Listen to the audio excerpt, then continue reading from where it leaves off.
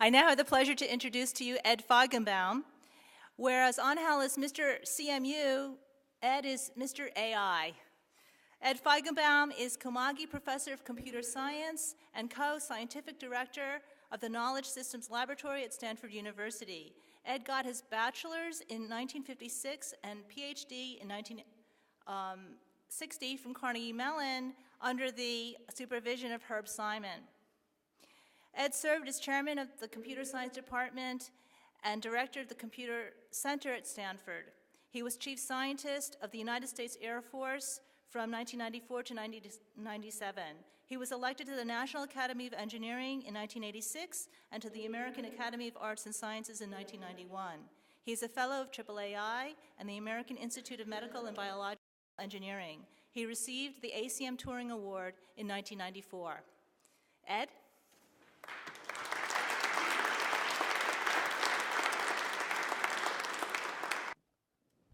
I come before you today wearing my core memory tie that was given to me by Gwen and Gordon Bell when they were running the Computer Museum in Boston.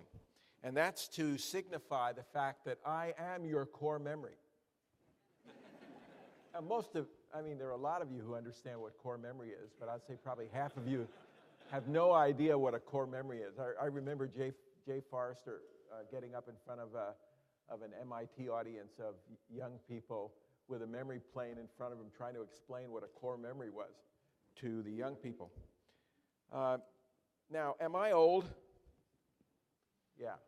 And how do I know it? Well, here's how I know it. Tina Carr sent a message around telling us how to get to the University Center.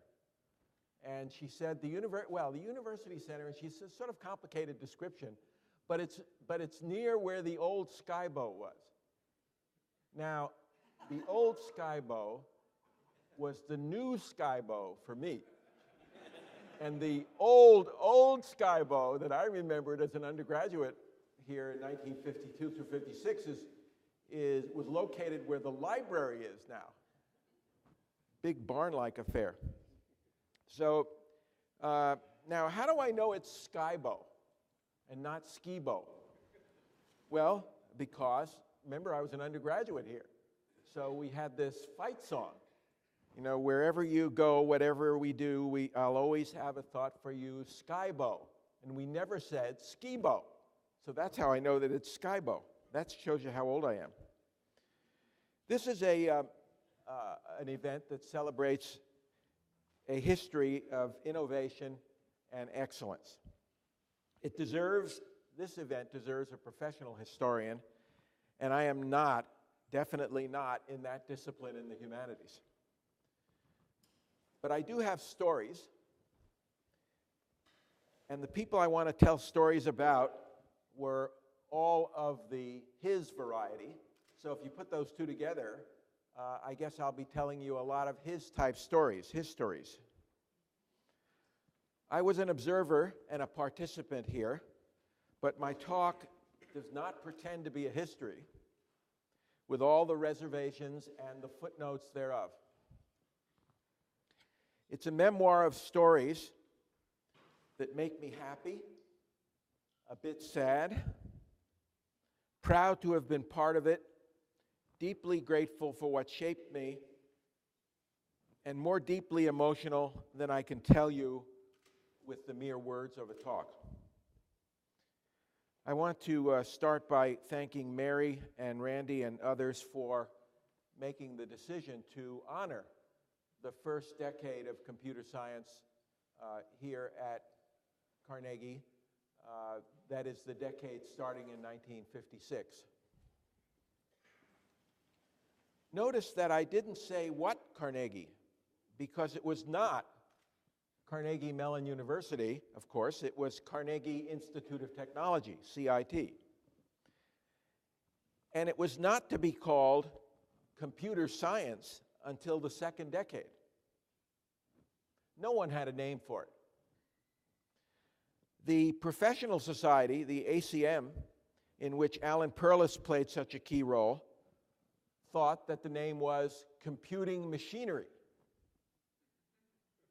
Now, at Carnegie Tech, we understood machinery. The building down at the end of this quadrangle here, which is now called Hammerschlag Hall, when I was here was called Machinery Hall. And it was capped by what we students thought was a concrete version of an electric generator cage. But machinery is an idea that really has been outsourced to China.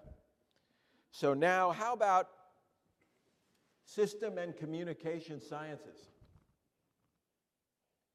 as it came to be known around 1960? Now, that was a good try, but it was too easily out of fashion, like one of those post-World War II buildings that got thrown up and then really you don't want to look at them anymore.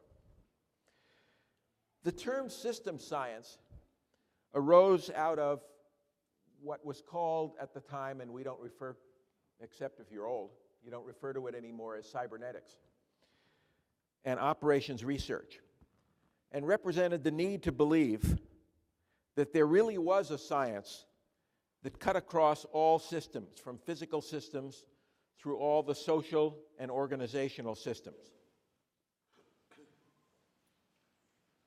So you might say Herb Simon was quintessentially one of those. Communication science represented the enormous intellectual impact that was made by Shannon, by information theory, communication theory, and the concept of bits as the unit of information. Now, in the audience, there are a whole bunch of young people here. Can you imagine that there was a time before which we didn't know this? Really? And that time was well within my lifetime? So in the talk I'm giving, I'm celebrating the period which I call the period of no name. Before there was a system in communication science, a department of computer science, and now the School of Computer Science. Now, as Abraham Lincoln said, it is altogether fitting and proper that we should do this.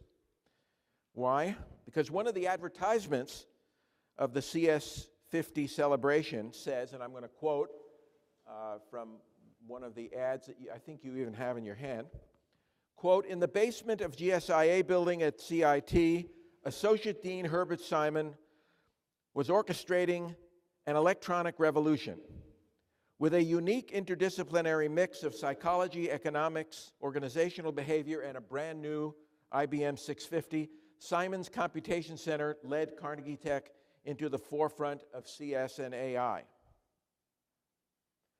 So that's where 1956 comes into the story. A computation center and a brand new IBM 650. And that's where 2006 comes into the story as the 50th anniversary of that date. The advertisement focuses our attention on the seminal events of 1956 and the revolution that followed 1956.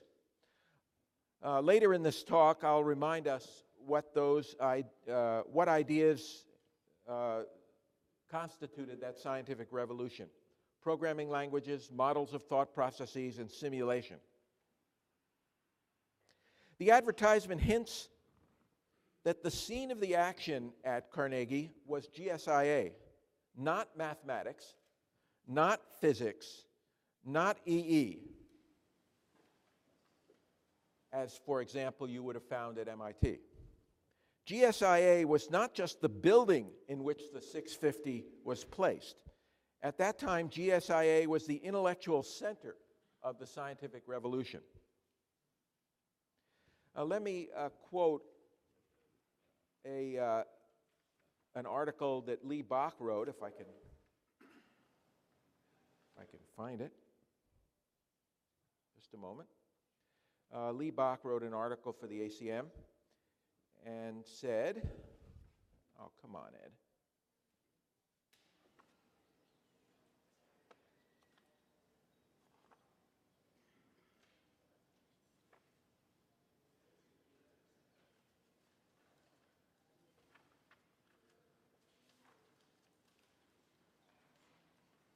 How did it happen?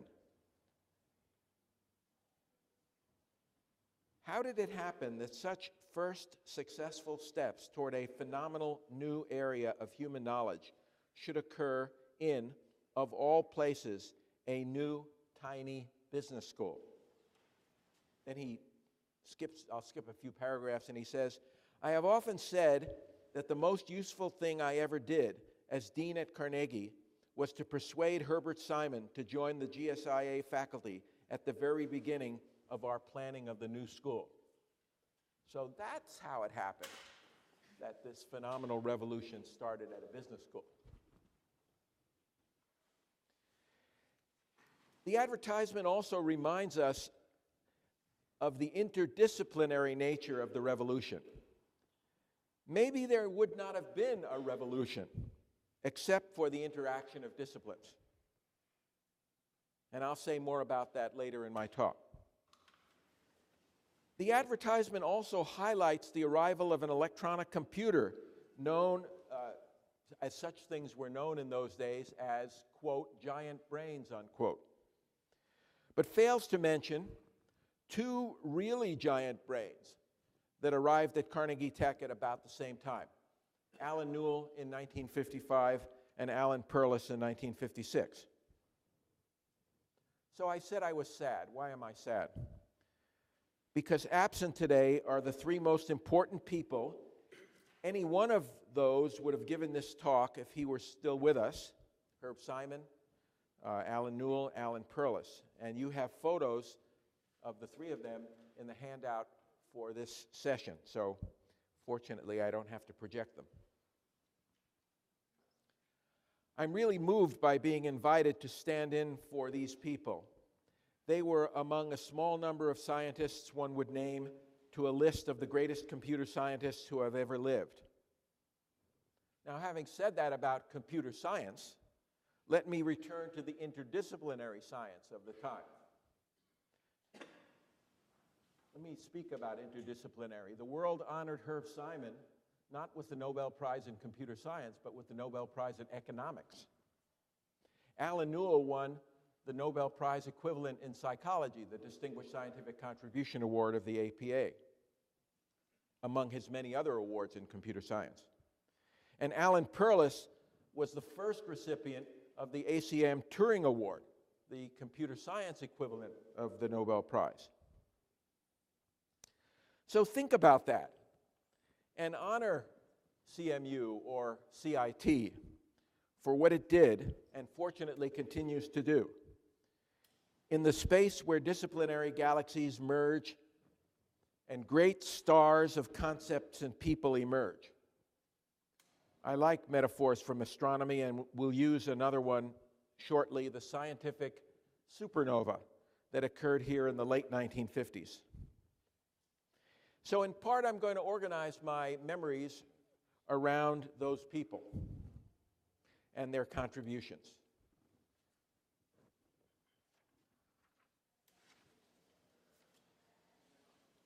Now, question comes up, what am I doing in this story anyway?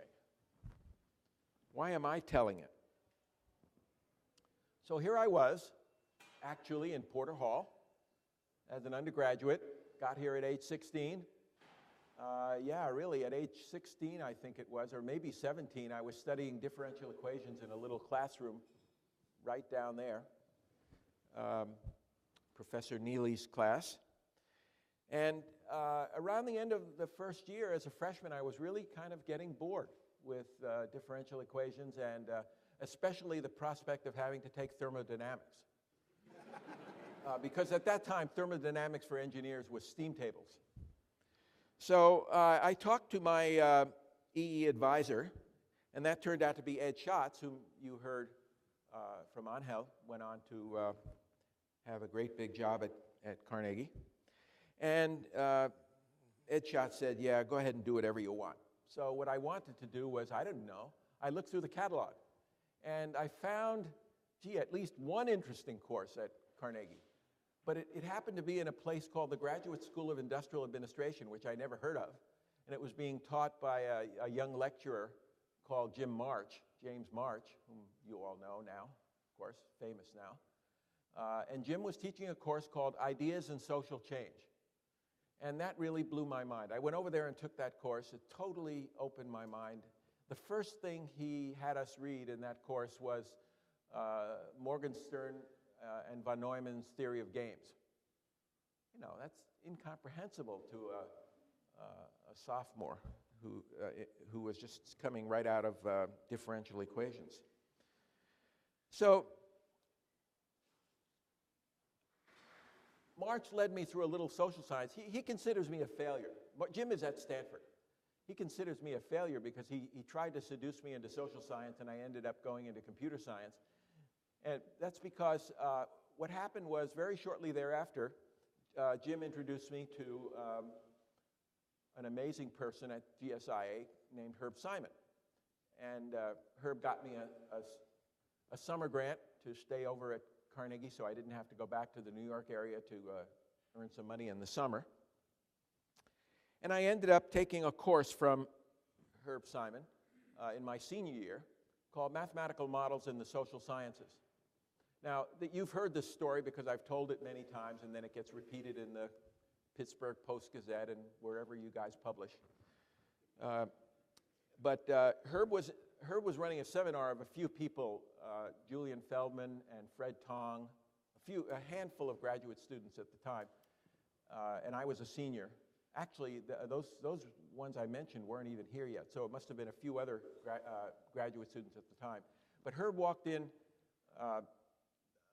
So Carnegie had a long Christmas break, but then it got together again after Christmas before the end of the semester, when the final exams. I used to be taking a final exam on my birthday every year, January 20th. So we had a class or two before that, and Herb comes in after the Christmas break, and he said, over Christmas, Alan, Newell, and I invented a thinking machine. Wow. I mean, like, thinking and machine? And what do you mean by machine? And what do you mean by thinking? And Herb gave us all a copy of IBM 701 manual as an example. We didn't have a computer at Carnegie. There was no computer here. So he gave us basically a batch of paper, which was the 701 manual, and I took it home that night, I remember, vividly. I mean, how many times in one's life does one have a born-again experience? So I read it all night long, and by dawn the next morning, I was a sort of a born-again, whatever you would call us now, computer scientist, although we didn't have the word then. So I knew what I wanted to do. You know, no more question of looking for a job after engineering school. It was staying here with Herb Simon and Al Newell. Now, there's a prehistory to all of that, and Mary asked me to talk about back to 1952. That was January of 1956. And if you want the exact date in Herb Simon's autobiography, he dates the sort of the key moment as December 15th, 1955. So when he was saying over Christmas vacation, Al Newell and I invented, he was referring to that December 15th event, the logic theorist. But there's a prehistory to it. The prehistory goes back to this thing called cybernetics, post-World War II, MIT, Norbert Wiener, and a whole lot of other people, Warren McCulloch, trying to apply the ideas of feedback and cybernetics to the modeling of neuronal structures and how that might have something to do with thinking. Alan Turing in Britain, who had been a pioneer in computing, musing about what kind of things these things called computers might do. Those of you who saw the wonderful play, Breaking the Code, remember when Turing gets up before his old grammar school in 1948, the kids in the grammar school, and he talks to them about this newfangled device called a computer, which was going to be a thinking machine. So all of that was going on. There was a thing in California called the RAND Corporation. It was attempting to do experiments based on some computer system concepts that were being developed at MIT and Lincoln Laboratories for computerized air defense. It eventually became the SAGE system. But there was a laboratory called the Systems Research Laboratory, SRL, that was doing experiments on the human interface with this system. How could humans track things on radar screens.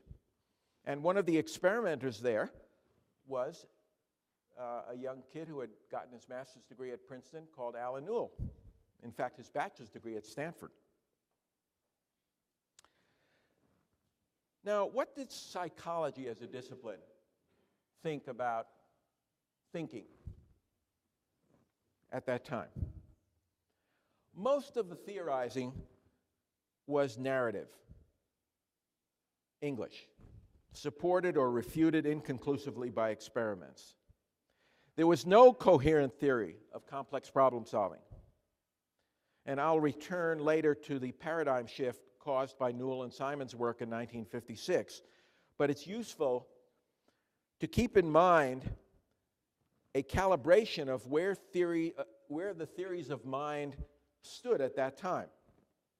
There were appealing narratives by William James, by Sigmund Freud, by a psychologist named Edward Tolman, had a strong influence on Simon, and a few others. There were some primitive stimulus response theories, notably by Skinner,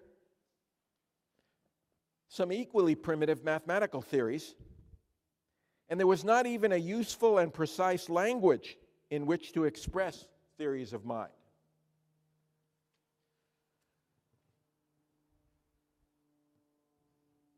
The ideas about information processing from the cybernetics and computer work in Boston, from Harvard, MIT, Lincoln Laboratories, were gradually working their way into psychology. And the names will be familiar to some of you, George Miller, for example, and J.C.R. Licklider.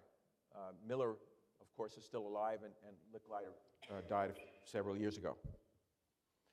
In 1953, Herb Simon wrote what in retrospect were two of the most important papers leading to the paradigm shift I referred to before. The first paper was a two-part paper. The first paper was called A Behavioral Theory of Rational Choice, in which Simon wrote about searching and satisficing.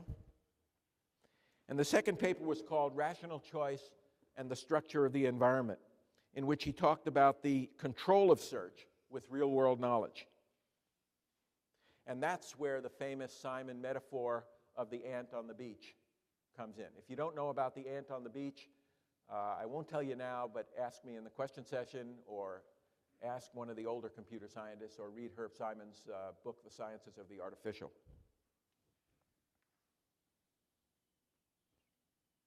Now, Simon met Newell on one of his consulting trips to the Rand Corporation, and in a tale better told by Herb Simon in his autobiography than I could do here, he convinced Al Newell to move to Pittsburgh for a collaboration and for Al Newell to get his PhD at GSIA. But Newell remained an employee of the Rand Corporation, and he really was a one-man office in his home, a one-man office of Rand in Pittsburgh during those years.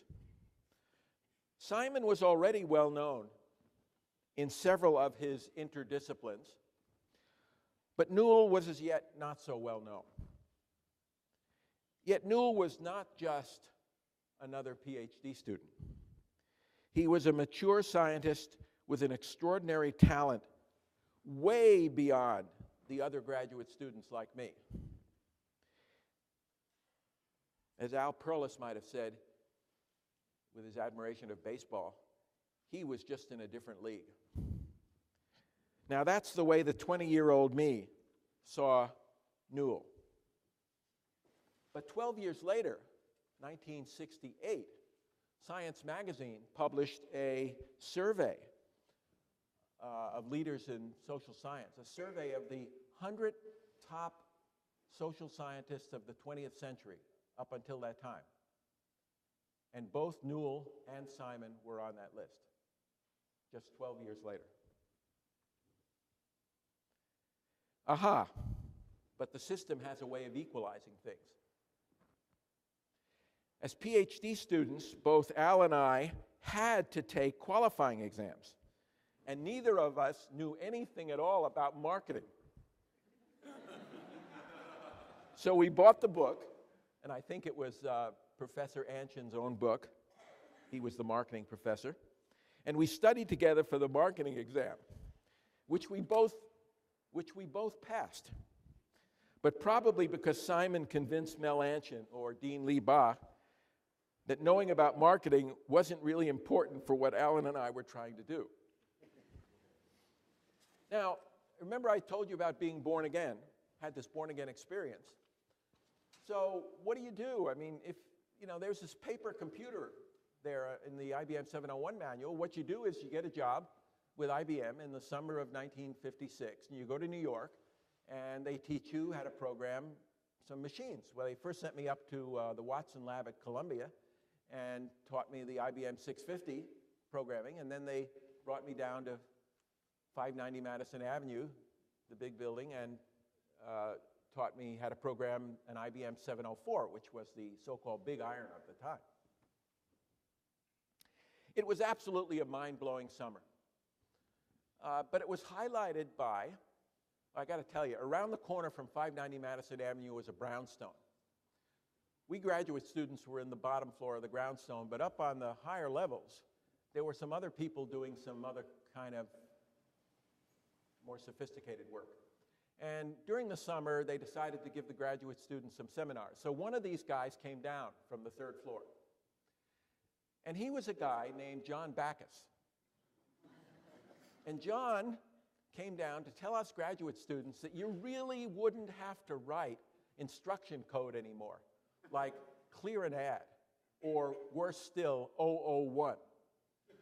You actually would be able to write algebra down, formulas, and you could actually translate those formulas, algebraic formulas, into the 001s of the computer. And believe it or not, this thing was going to be called Fortran, formula translation. Amazing. I mean, really amazing for one of these young kids. So I come back to Carnegie Tech in September, ready to go in my graduate program with Herb Simon, and the 650 is already there in the basement of GSIA. Swept out some classrooms, put in air conditioning. There was a giant machine, giant brain. But across the hall was a really tiny office. And when I say really tiny, I mean like from here to there and about halfway up this hall here, housing 3 people. One was Alan Perlis, and one was Hal Van Zoren, and one was Joe Smith.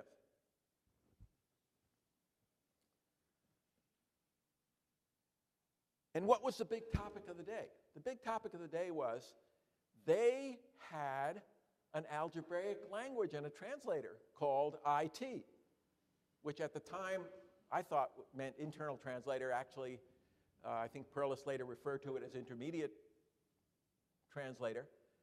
But it was a running, efficient compiler running on a machine that was only medium size for its day, and its memory was a 2,000-word drum. Now, the really big topic of the day wasn't the existence of this thing, but the fact that the compiler itself, at the time I arrived there, was 2,002 memory cells long. And Perlis and Smith and Van Zoren had to find a way to get those, to do something different to get rid of those 2 cells.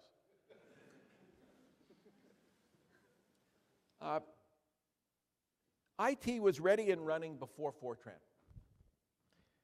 It was as astonishing a development as Fortran, but it differed in several significant ways. It was fast as a compiler, number 1.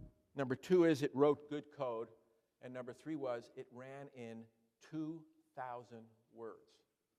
I mean, think about that when you put your tiny little chip into your digital camera.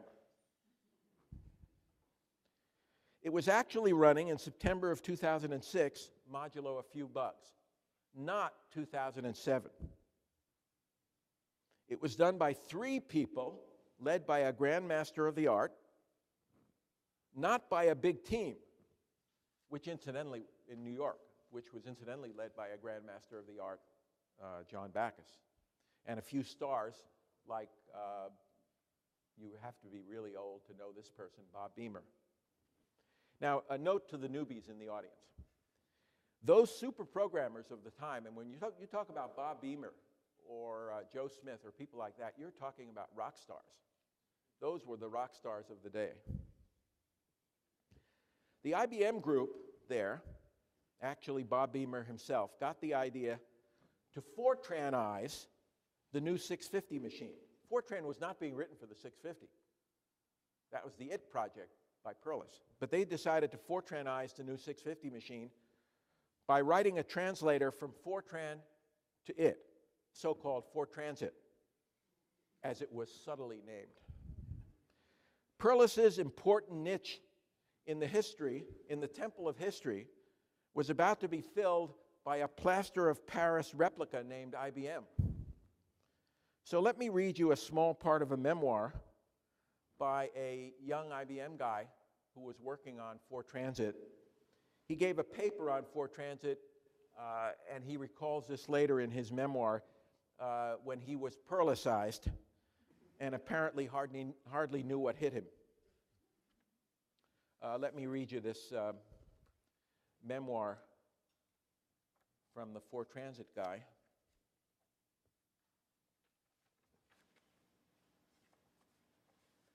So this is his story.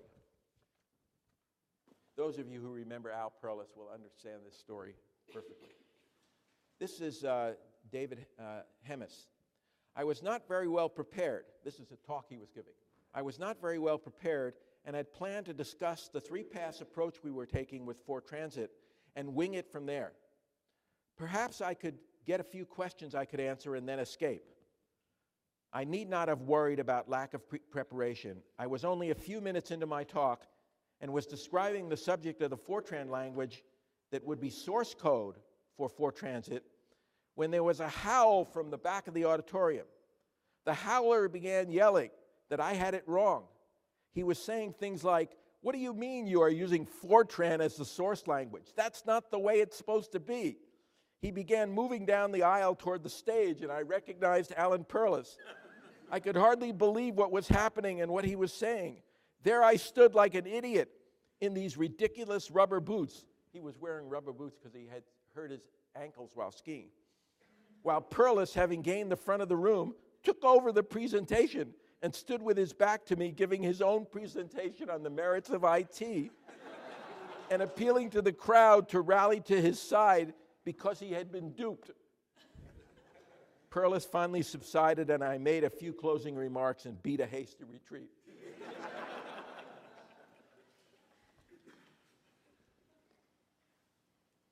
For his pioneering, and I'm going to quote in a moment, for his pioneering mastery of computer languages and translators, Alan Perlis won the first ever ACM Turing Award with the following citation: for his influence in the area of advanced programming techniques and compiler construction.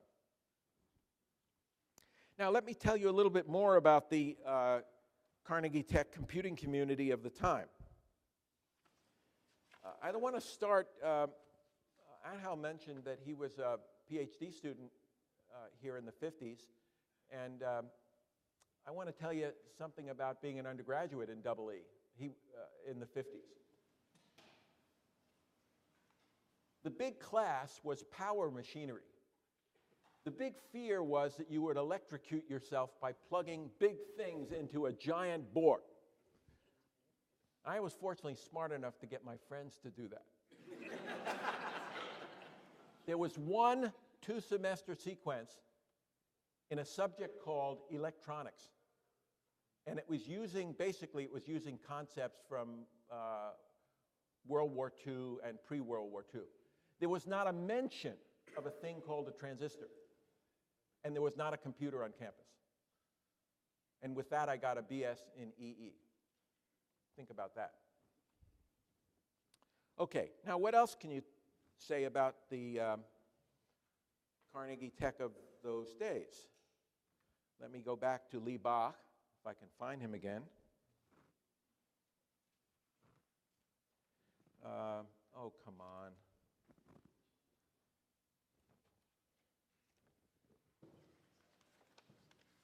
I have to find Lee Bach here. Lee talks about getting the first machine, the 650 here. He says, views of the rest, he says that there was great inspiration, great energy for this at GSIA, of course, with Simon and others.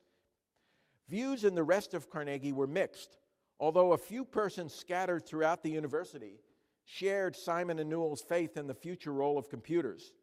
A number of the electrical engineers were understandably worried about being saddled with the dog work of keeping a newfangled computer operating. And several of the mathematicians couldn't see how the computer could help them with their mathematical analysis. To many, the much-discussed computer looked to be mainly a giant, more efficient calculator. But most of the faculty showed little interest either way, so long as the proposed acquisition didn't drain funds from their budget. And that includes, of course, physics, chemistry, and everyone else around the place. Now, I want to just describe the 650 for a moment, not as a machine, but as Ed's first PC. It really was my personal computer.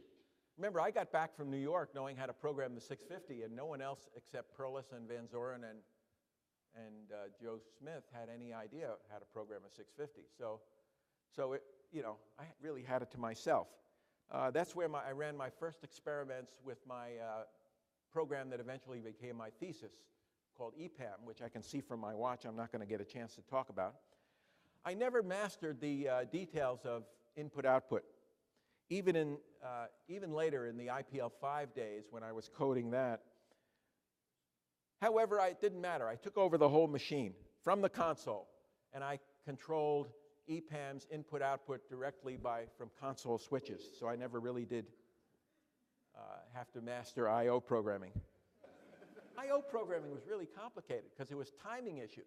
How many milliseconds did it take for a drum to rotate around before you could catch the next hole on the card?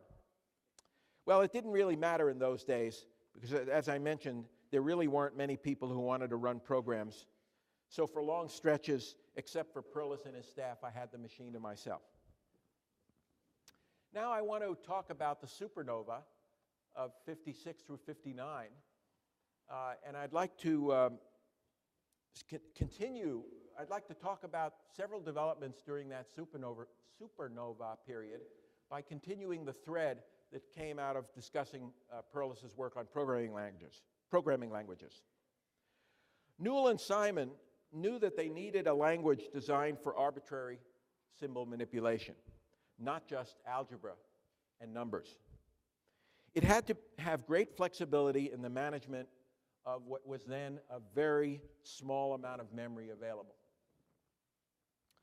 Some hardware designers, such as those that designed the IBM 650, had experimented with linked words rather than sequential addresses. So why not try it in software? Why not? Just think about it at the time. Think of the memory penalty you're paying by using up half your word with a linked address to another word. That was a gutsy decision to make at the time. Nevertheless, Newell and Simon and their collaborator Cliff Shaw at the RAND Corporation created the first linked list language and an interpreter to translate the language. This was IPL2. IPL1 was a conceptual language. It's what Simon would later call a paper language. IPL2 was the very first one that actually ran. IPL2 was followed every 6 months or so by a new version. IPL3 carried the ideas to an extreme, and that wasn't too good. So along came IPL4, and these were all for Rand's Johnniac computer. Notice, it wasn't for a computer that we had on campus. It was a computer on the West Coast, not available to most of us, especially those who were not Rand Corporation employees. So we did a quick one called IPL 650 that allowed us to use the machine on campus. And then it was time for a public language for the big machines of the day. Those big machines started out as an IBM 704, then it was the 709, still vacuum tube, I think, and then 7090, which was, I believe, the transistorized version. For IPL 5, we wrote a manual first, and then I had the job of writing the 709 code to match what the manual said, except for the I.O. For that, Newell recruited the efforts of one of the programming rock stars from Bell Labs, George Mealy. The IPL 5 manual was the first book-like publication that had my name on the cover as a co-author, so I'm really proud of that. The IPLs marked the introduction of the stack into computer science and technology. Because if you're going to have a linked list, why don't you just store in it the subroutine returns? The IPLs introduced the concept of the so-called available space list, which later was refined by McCarthy and his colleagues into garbage collection. The IPLs introduced the attribute value list, where the value of an attribute need not be only a passive symbol, but could also be a program. That is, a method. Sound familiar? Here were the kernel ideas that would later be called object-oriented programming. They were first born and used here in the IPLs.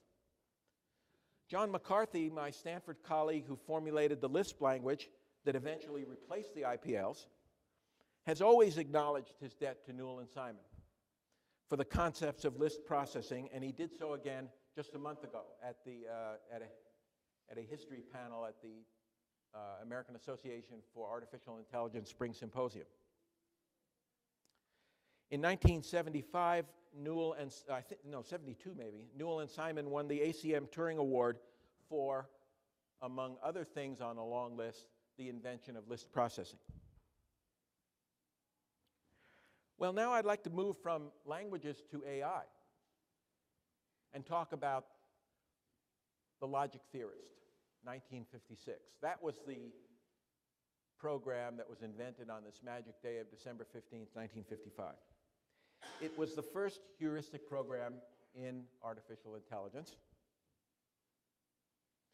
It was the first information processing theory of human complex problem solving, set forth in a precise language from which one could obtain detailed consequences from the theory.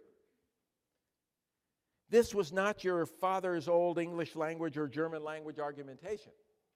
This was precise information processing language. First. A revolution happening right in your neighborhood, in my neighborhood. Today, an AI specialist looks at each new problem and asks, what is the problem space? What is the generator of that space? What knowledge do I use to steer and prune the search of that space for satisfying solutions? What evaluation function will I design and use? These specialists of today don't even think the thought, what was it like before that? Herb Simon, in a chapter of his autobiography about this period, called it climbing the mountain, with all the images of extraordinary effort and grandeur that is conjured by that phrase. And when you think of a genius like Herb Simon talking about climbing a mountain, you know that something really big was happening. The logic theorist was the breakthrough experiment that led to what I might call Newell and Simon's, to borrow a phrase from our physics friends, special theory. The next, and quickly, they went after the general theory in an effort that lasted more than a decade. Was called the General Problem Solver, or affectionately GPS. In GPS, they experimented with another method for generating subgoals in the problem search, means-ends analysis. I had first become aware of means-ends analysis as an undergraduate reading Simon's classic book, Administrative Behavior. There's no time here to tell you more about GPS or even to tell you about the pioneering chess-playing program that Newell, Shaw, and Simon wrote over the span of at least 5 years, all simultaneous with everything else they were doing. The scientific book that resulted from all of this work, Human Problem Solving, published in 1972, I have called the greatest book on the behavior that we all call thinking that was written in the 20th century. It is a landmark in psychology. Now, I'd like to just, before I close, I want to just mention briefly the name of the work that I did for my PhD thesis and tell you just 3 things about it. It was called the EPAM model of human verbal learning behavior. EPAM stands for Elementary, Perceiver, and Memorizer. There's no time to go into the detail about it. It became a lifelong work for Herb Simon. He collaborated with many students over a long period of time, and an EPAM book that he was preparing was still unfinished at the time that he died. Let me just tell you the good, the bad, and the ugly about EPAM, my wonderful thesis. Here's the good. Remember I talked about the precise language in which to express one's theory? Well, one of the things you might get out of a precise language is an unexpected consequence of all of the assumptions, axioms, and so on that you put into the theory. I'm in the middle of deriving some stuff on the computer, and I find what looks like a bug. It looks like this verbal learning theory is forgetting things. And I know that I didn't put in any assumptions about forgetting. That was another subject. I mean, there's learning and there's forgetting, right? Turns out that's not true. Associative learning involves forgetting. As you learn more, you forget some of what you learned earlier and can quickly relearn it. EPAM made all of those predictions. It made the relearning predictions correctly. It stands today still as the best, in my view, still the best theory of human verbal learning behavior that exists out in the psychology literature. And there have been hundreds and hundreds of experiments in this area and very few good theories. So that's the good. Here's the bad. Here we were focusing on psychology. You notice I didn't end up in a psychology department. Herb Simon ended up in a psychology department. I ended up in a computer science department.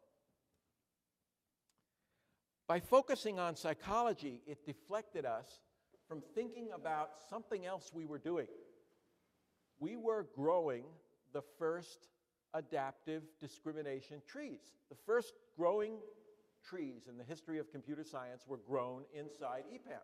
Well, of course, all of you who are computer scientists know what a big deal that is. And we just missed it completely by simply not thinking about it from a computer science point of view. Ed Fredkin is in the audience. He thought about it from a computer science view and became famous early for doing that. We missed a big fish. In the question period, if there is one, I can tell you how I missed my Nobel Prize. Now, the ugly. The ugly is that I left Carnegie Tech in 1959 to go on a Fulbright scholarship in Britain. I left too soon. I mean, there are things called postdocs, and I never even thought about that. I needed to learn more from Simon and from Newell. Or maybe you should put it this way: when you're in the middle of a supernova, don't move to some quiet part of the galaxy. Now, let me end with some thoughts about the culture of computer science at Carnegie Mellon over the years, and a thought about excellence and what it takes to sustain it at Carnegie Mellon, Stanford, any other great university. CMU computer science culture is the envy of other departments. There seems to be more sharing and caring and a genuine spirited warmth of feeling among the faculty, the students, and the professional researchers. But to me, the key is something even bigger than that. It's mutual respect for each other's ideas. This, more than anything, is the residual of the founding cultural implant by Perlis, Newell, and Simon, and the sustaining cultural nurturing of Joe Traub, Nico Haberman, and Raj Reddy. This really is their living legacy to all of you at Carnegie Mellon. Second is the question of what I call the mystery of staying excellent. If you read Chapter 7 of Herb Simon's book with Jim March, Organizations, and you all ought to, Chapter 7 talks about the 10-year period. An organization has 10 years in which to be innovative, and after that, it just turns into something else. I mean, we've all seen it in the big computer companies. Now, on the first floor of the Gates building at Stanford, our Gates Computer Science building, there is a little museum exhibit. And somebody pulled out an old quote from me when I was chairman of the computer science department, in which I was observing that we remained excellent, but we never really understood what it was that was making us excellent. And if we didn't understand it, we wouldn't be able to sustain that. Shows you how wrong I can be. If you are like us at Stanford, you probably never did articulate what made you excellent. Yet, today, your department is indeed, or your school is indeed excellent and deserving of national acclaim. So I was discussing this issue with John Hennessy, one of my computer science colleagues who's now president of Stanford University, and asking him about this mystery. And John, this is what John said. He said, yes, we hired excellent faculty, but being excellent wasn't enough for us. Our department culture was to hire people who we thought would change the world. And President Hennessy nailed it. That's just exactly right. For 50 years, your faculty and your graduates changed the world of computer science and information technology. They were excellent. They did aspire to change the world. As you look forward to the next 50 years, we should also look back in awe at the amazing journey from 1956 to today. So I'd like to end by returning full circle to my opening. Remember how that song goes. The days I spent at CIT will ever in my memory be Skybo, Skybo.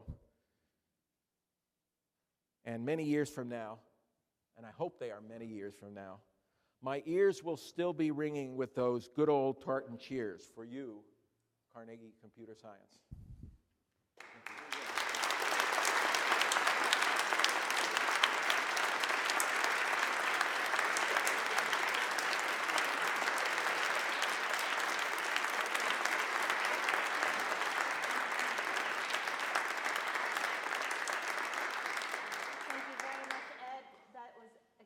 Inspiring.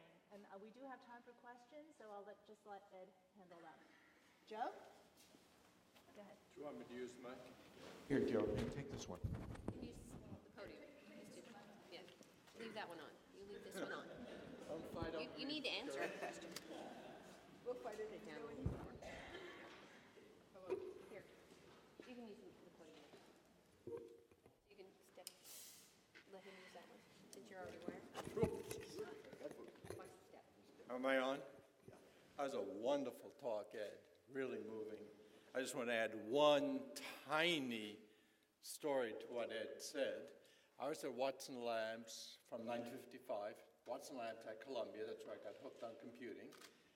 And around 56 or 57, there was a sign on the bulletin board at Watson Labs which said, come and take a course in for transit This is the only language you'll ever need to learn.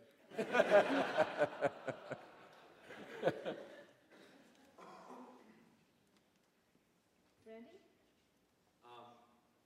The whole story of linked data structures is fascinating to me because, of course, now they're something every programmer learns about. Is it really the case that they were invented for IPL, or were they already in use by assembly programmers before that? I gave you the statement at the beginning of this talk that I'm not a professional historian. So I hesitate to say one way or the other. All I know is what I know from being around at the time. And they were not in use. Well, there was one assembler that was taking into account the fact that the 650 had linked addresses. That was the SOAP assembler, where the O stands for optimum. SAP for the 704 was symbolic assembly program. SOAP for the 650 was the optimizing assembler, which took into account the fact that the drum rotated, so that you had to calculate where the next word in memory would be located. But as far as I know, well, not just as far as I know. I went and looked this up in the actual citation that the ACM made for Newell and Simon for the Turing Award, and that's what it says. Yes. You mentioned a story about an uncle and a beach. What was it? Or an ant on a beach? Oh, the ant on the beach. Oh, Simon has a very famous metaphor. When you observe an ant crawling on the beach, you see an extremely complex path that the ant is taking from where the ant starts to some little pile of sugar somewhere on the beach. And it looks like, boy, that ant is really smart. That ant is curving this way and curving that way and making a left turn and a right turn in just the right place. Actually, the ant is not very smart, and there aren't many neurons in the ant. It's the shape of the environment that is making the path look complex, because the ant has to maneuver around every little boulder. For him, every little sand grain, which for the ant is a boulder. And so Simon was saying, if you observe complexity in the behavior, that doesn't mean that the mechanism is complex. The mechanism could be extremely simple. It could be as simple as GPS. Just measure your goal and take some step to reduce the distance to that goal. That's the ant on the beach story. John? Of course, the 650 had this. The 650 had this address pointer to the next instruction. Yeah, and I mentioned that the 650, the hardware designers had experimented with that. Was Newell and you aware of that design when you formulated IPL5, or when you formulated IPL? I do not know that, because the working IPL was formulated by Newell and Shaw in around January of 1956, maybe January and February, and I just don't know whether Newell knew about the 650's linked address structure. But the 650 may not have been the first computer that had a linked address structure. It may have been something in Britain, because they had the same problem with, hey, you young people don't even know about memory delay lines. You don't know about little pulses of sound traveling through long mercury lines. But they may have had to. They may have needed. The hardware designers may have needed linked structures at that time. And later on, Ferranti got a patent on an actual list machine. I think it may have been a joint patent between Ferranti and Rand Corporation. Any other questions? One here, another one here? Yes. I have a friend who was the principal co-designer of GPS, and his work has saved countless lives. Now, this GPS is a global positioning system, and the term GPS can stand for many things. He is now retired from the Naval Research Laboratory and running for U.S. Senate, and hopes to get name recognition based on his work on GPS. So his name is Tom McCaskill, if anyone is interested.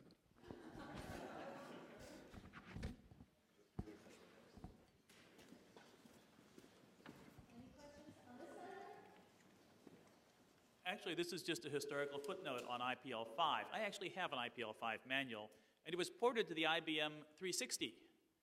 And Alan Newell had once made a comment that most of AI's problems would be solved when we could have a megabyte of memory. And on the 360, we had a megabyte of memory, and they discovered that things like the circular list detection would take a very, very long time when you had a megabyte of memory. And that's actually what killed IPL5 off, was that it didn't scale up. And so there's an interesting historical footnote there that it actually had been ported all the way through to that era and was running. And it just ran very slowly when it had to garbage collect or detect a circular list. Just a footnote to your footnote. I don't know if Howard Richmond is in the audience today, but Howard did experiments in the late 80s and 90s with Herb Simon on EPAM, and Herb refused to switch from IPL5 to anything else. So, so Howard programmed an IPL5 for the PC, and EPAM was running on IPL5 on the PC. And of course, the PC was so fast relative to anything else we had at the time that EPAM was running the best it ever ran in its life. So